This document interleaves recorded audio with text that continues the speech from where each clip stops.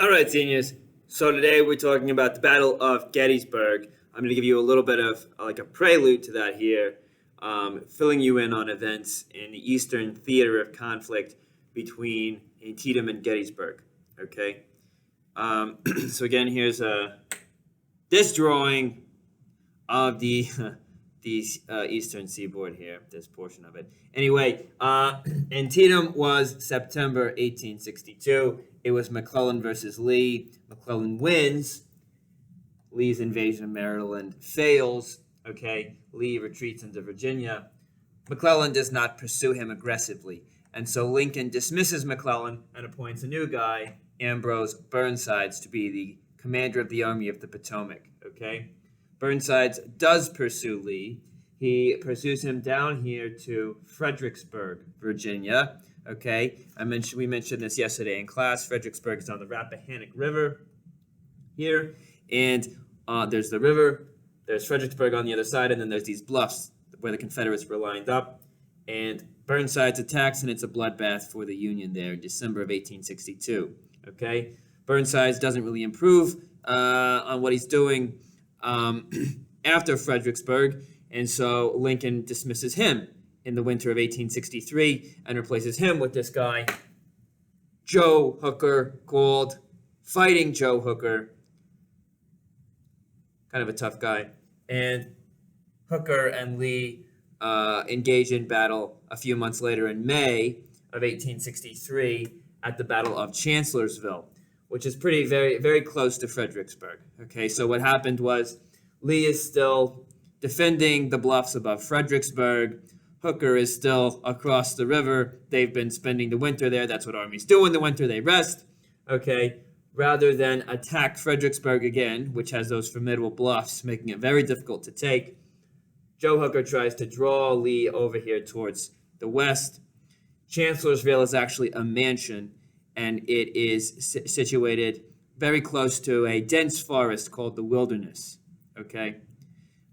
Lee does what he always does, which he sends the cavalry out to scout. The cavalry finds the weak spot in Joe Hooker's army over here near Chancellorsville, and then Lee divides his army, as he always does, leaves a few guys here, the defensive offense, leaves a few guys here at Fredericksburg to defend Fredericksburg from the Union troops that are left, and sends everybody else out to attack Joe Hooker, okay? And he sends his most aggressive guy out there, Stonewall Jackson. Stonewall Jackson attacks Hooker at Chancellorsville, pushes him back 2 miles on the first day, but gets hit with a bullet, gets pneumonia, and dies a few days later.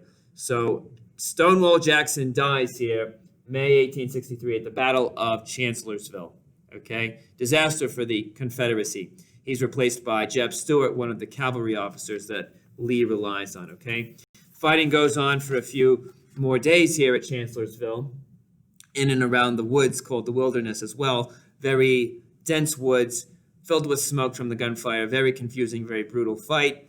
And similar to what we've seen in other battles where Lee is taking the gamble, Lee is taking the risks, and he calls the Union commander's bluff. Joe Hooker was supposed to be more of an aggressive commander. He loses his nerve at Chancellorsville. He doesn't have that aggressive spirit that Lincoln is looking for. Joe Hooker also does not attack when he should at Chancellorsville. And so the result is an inconclusive battle. Huge casualties, 13,000 for the Confederates, 17,000 for the Union. And another attempted invasion of Virginia fails because Joe Hooker, against the wishes of his advisors, military advisors, also begins a retreat from Chancellorsville after a few days of fighting in May of 1863. So same old story here in the East. Lee is the gambler, Lee is the risk taker, and the generals that follow McClellan follow also his pattern of not attacking Lee when they should, even though they've got superior numbers. Okay, here comes Gettysburg. All right, we're going to talk about the Battle of Gettysburg, probably the single most decisive battle of the war in deciding the outcome. Keep in mind that Gettysburg is unfolding at exactly the same time as the siege of Vicksburg is coming to its conclusion. So this is really like the turning point of the war. July 4th, 1863 is the most important and decisive turning point of the war in terms of military advantage going towards the north. Okay, so what is going on with Gettysburg? Well, it's Lee's second attempt to invade the North. Okay, it is an invasion of Pennsylvania. And it is going to pit Lee versus a new commander of the Potomac, a guy named George Gordon Meade. George Gordon Meade, okay? New general of the, well, not a new general, but a new commander of the Army of the Potomac, okay? So, the attempt to fight at Chancellorsville and the attempt of the Union to break through there fails. There's still 90,000 Union troops in the south, south of the Potomac River. Lee decides the best thing to do is to go on the offense. This is Lee, the bold gambler, and to draw them out of Virginia, okay? And he decides he's going to invade this time. He's going to go up and he's going to invade Pennsylvania. Here is the town of Gettysburg, close to the southern border of Pennsylvania, okay?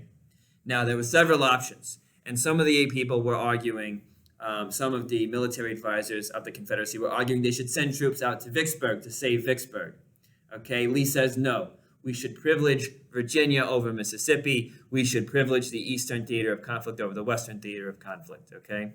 And he gets almost the entire cabinet of Jefferson Davis, the president of Confederacy, on his side.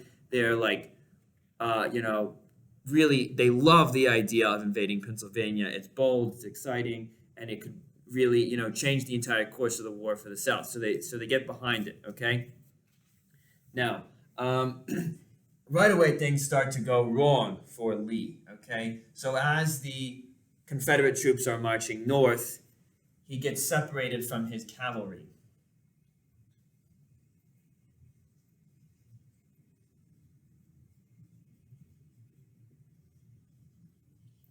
Okay, remember that, so who separated the infantry from the cavalry?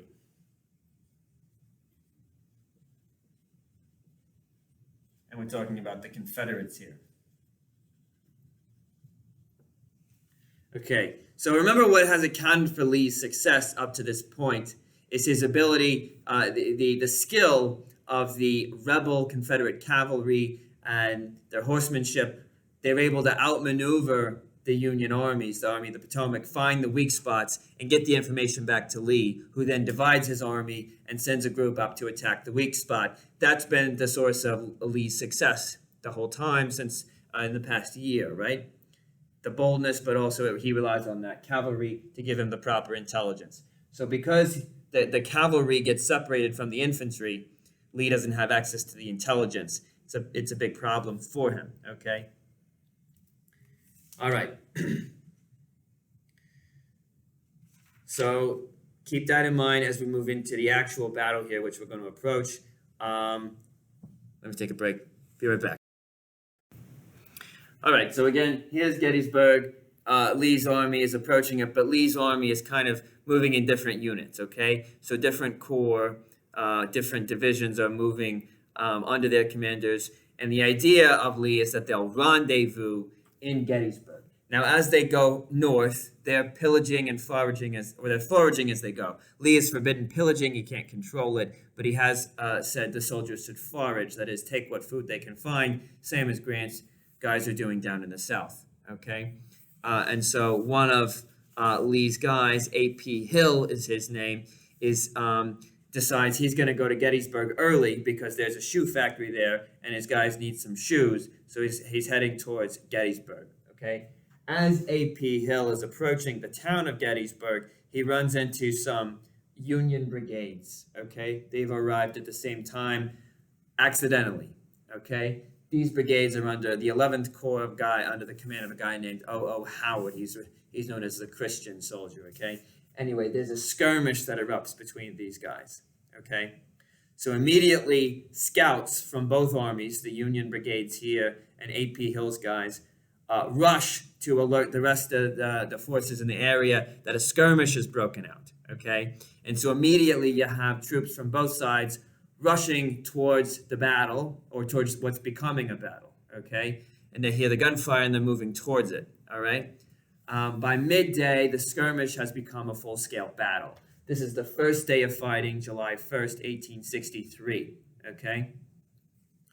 All right.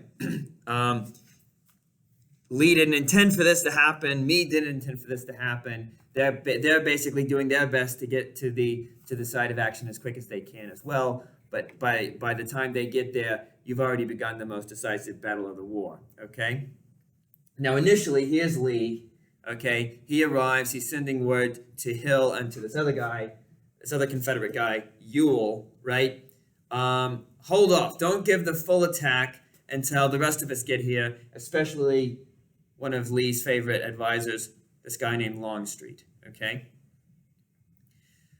Lee changes his mind as the day goes on. Longstreet hasn't arrived yet. He tells Ewell and Hill to go full scale and attack the Union, all right? So they go for it, and they have huge success up here against Howard's 11th Corps, okay? Howard's 11th Corps has to retreat back here to this high hilltop here called Cemetery Hill, okay? Meanwhile, as the afternoon goes on, more and more Union troops are arriving. What are they doing? They're making it their priority to take the high ground, okay? And the Union are starting to form a defense on these hills overlooking Gettysburg, okay? So the Union takes the high ground.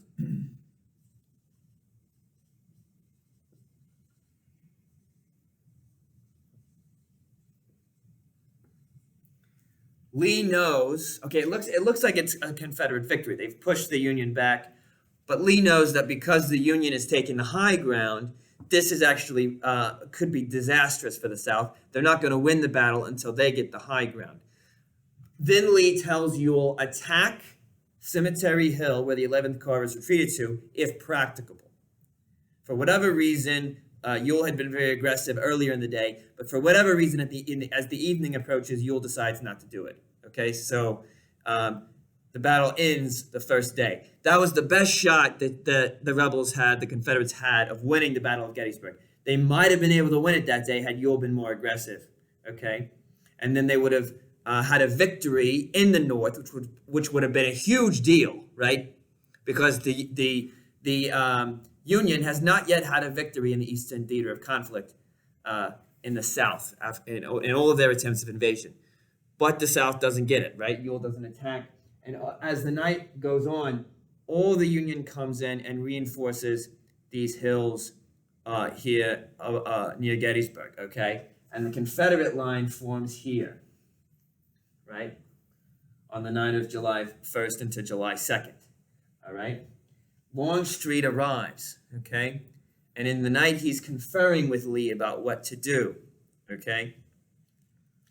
And Longstreet says, look, these defenses are really formidable. They've got the high ground. They're dug in. This is really dangerous. Don't attack. Lee says, look, we're going to do it. This is where the enemy is. The enemy is here. And this is where I'm going to attack him. Now, the thing to remember about Lee is he reads his men really well. He knows his men they're very loyal to him. They'll do whatever he says. He's inspiring to them. They respect him. And they want to fight. They have a very high morale. If he takes them away and makes them retreat, right? Even if they're moving to a more defensive position somewhere else, which is what Longstreet wants to do, stay in the North, but go to a different position rather than attack. Lee tells Longstreet that's going to kill morale. That's going to destroy the spirit of our unit of fighters who are so unified, and that's going to undo our greatest strength. No, we have to attack. If we don't attack, the men will interpret it as a retreat. We're going to stay and attack. That's what Lee decides. And so on the second day, July 2nd, is going to be the Confederate assault on the hills where the Union is defending, okay? All right, so the second day is probably the critical turning point in the battle that gives the Union the advantage here.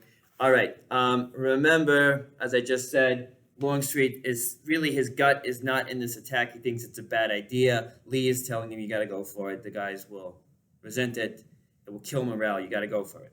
Okay, so Longstreet is kind of reluctantly preparing here for the attack. Now, early in the morning, one unit, which was up here towards the end of the Union line on this end here, which would have been the left flank, this guy named Sickles, don't worry about it. He's a commander of the 3rd Corps. moves to slightly higher ground. He does it without asking permission from headquarters where Meade is. Okay? The point of this is that it opens up a gap in the Union line. There's some territory that's weakened here. Okay? And Longstreet figures out, he hears about it. He doesn't tell Lee. He doesn't inform Lee. Why? Well, I don't know. Is he upset because he got shot down the night before? Is he thinking, well, I'm just going to follow orders at this point? He doesn't inform him. So the battle plan doesn't change at all. Okay, so that's one thing. All right. The other thing is, if the Confederacy takes this hill, which there's now a weak spot on, there's these two hills, the big round top and the little round top. If the Confederacy can charge up and take control of the hill, okay, they can put cannon up here, and they can bombard the whole Union line up here and decimate them and force them to retreat. Probably could have ended the battle there. All right. So what happens here is that as the Confederates are advancing, and there's very heavy fighting here in the Peach Orchard, here in the wheat field, as well as down here at a place called Devil's Den, and some of them are pushing through and charging the hills.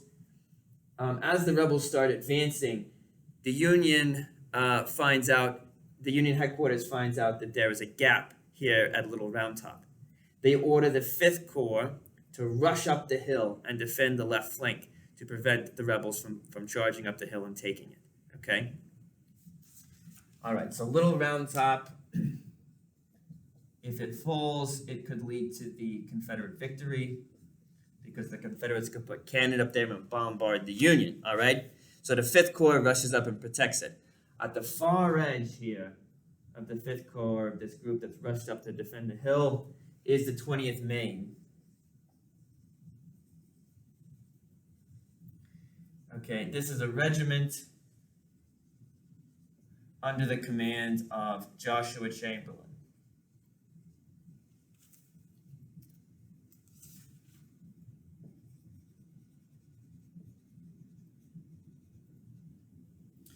All right, Joshua Chamberlain is a former professor of rhetoric, okay, at a little college up in New England, and he joins the war effort, okay, and he's leading this regiment, okay, and his guys are here defending the very edge against the Confederate onslaught. And they hold out for 2 hours in this very brutal conflict as the rebels are rushing up the hill, and the hill is very heavily wooded, okay? And he loses 1/3 of his men. So 1/3 of the 20th Maine dies in the defense of Little Round Top.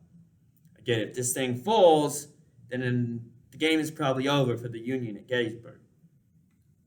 But they hold the line, okay? They run out of ammunition, though. When they run out of ammunition, Chamberlain does something pretty amazing. He orders the men to fix bayonets, right? So you got the rifle, and then you're going to take this like spear and stick it on the end of the rifle, and then you're going to charge. And you're going to charge like this into gunfire, okay? And he orders the bayonet charge. So the 20th Maine, they've got their bayonets out like spears, and they come charging down the hill into the Confederates. And the Confederates are so shocked and like they don't know what to do. They just like can't believe it. They start surrendering in droves, okay? And so what happens is that the Little Round Top is saved by the 20th Maine, Joshua Chamberlain's guys, okay? There's some other really intense fighting here at this point in the line where the 1st Minnesota also does some incredible heroics. There's like 200 and something of them who go on a charge against the rebels, and like 42 come back. Very intense, all right? A lot of territory is lost to the Union here this day. The Peach Orchard, the wheat field, but the critical place, the Little Round Top, is saved by the 20th Maine, and thanks also to the 1st Minnesota, this line remains intact, and the Union maintains control of the high ground on the 2nd day. It's a very terrible day in terms of casualties. That day alone, there's 9,000 casualties on both sides, bringing the total for the 2 days so far up to 35,000. Okay?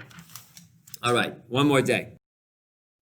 Okay, 3rd day, last day of the battle here at Gettysburg, July 3rd, 1863. All right. Lee believes that one more assault is going to break the Union line. And he thinks, look, we're going to attack the center of the line. Okay. Now, Lee was kind of sick. He was kind of like ill at this point, and he like probably maybe wasn't thinking clearly. I don't know, but I don't know. Because look, this is a like long sloping hill. Okay. And there's like a little like wall, a stone wall up here on this hilltop. Okay, and these Union guys have like clear range. This is a clear field too. There's some forest down here along the where Longstreet's men are lined up, protecting the line here. But this is all open field. Lee is thinking, look, we're gonna send these guys out into open field, running up a hill, and it's not like a short run. It's a pretty far thing.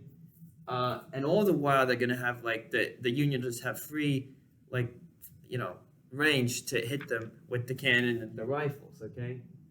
Now, Lee's thinking, look, this guy Ewell, he'd been attacking over here the previous day at Cemetery Hill in Culp's Hill. Lee's thinking he'll do another thing. He'll keep attacking there. We'll get the cavalry coming in from behind. But this is the center of attack. Longstreet again is saying, you don't want to do this, Lee. You want to kind of like, you want to do something else. You want to go around this side, maybe. Lee says, no, we're going for the center, okay? So again, Longstreet reluctantly starts to implement Lee's plan. And so it's going to start with cannon fire. Like the idea is that the Confederate artillery is going to send cannons over here, hit the Union line, weaken it, take out the guns, take out men. Well, okay, these guys just hide under the wall, and most of them are okay, all right? This guy Pickett, he's the one that's supposed to lead the charge up the hill towards the Union. And he's ready to go. He's excited. He's energized. He wants to prove himself as an honorable man, right? He wants to like show that he's a kind of like a big shot here.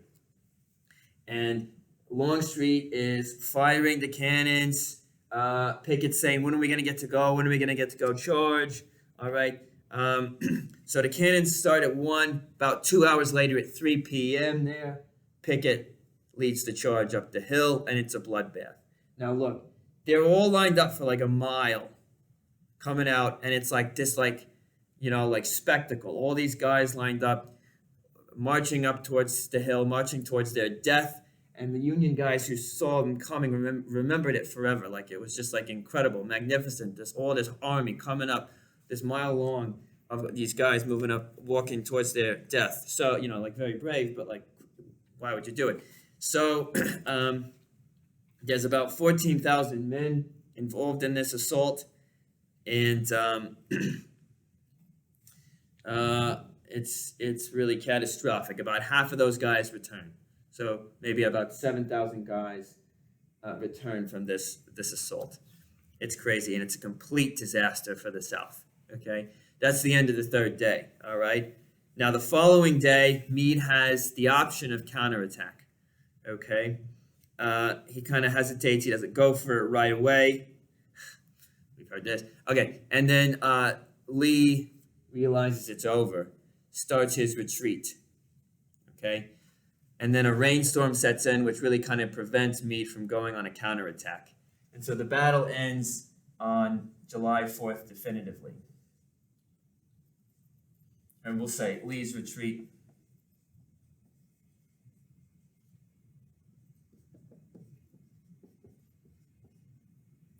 All right, so July 4th is also the day that Vicksburg surrenders out in the West. It's the most glorious day for the Union, glorious 4th of July they've had since the first one, 1776. Okay, huge victories in the West, huge victory here in the East now at Gettysburg. All right, and this is going to change the course of the war. It's the biggest battle of the war here at Gettysburg. 170,000 men participate in it. Casualties, Union casualties, 23,000. Confederate, 28,000. Okay? This almost, the Confederate Army is not doing well after this battle. They've got to make it back into the South. They begin their retreat. And we'll pick it up there. But this is really the turning point of the war, these two battles, Gettysburg and Vicksburg. All right?